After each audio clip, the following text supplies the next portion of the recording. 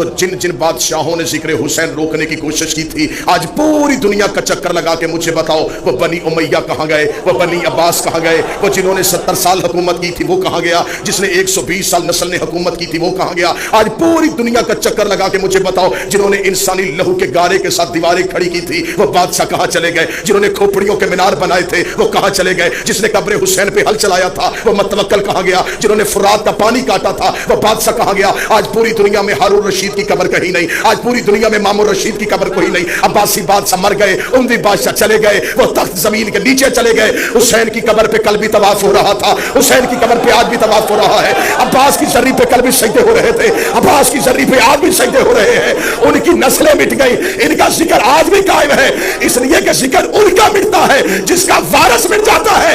ان کا وارث کل بھی قائم تھا، آج بھی قائم ہے۔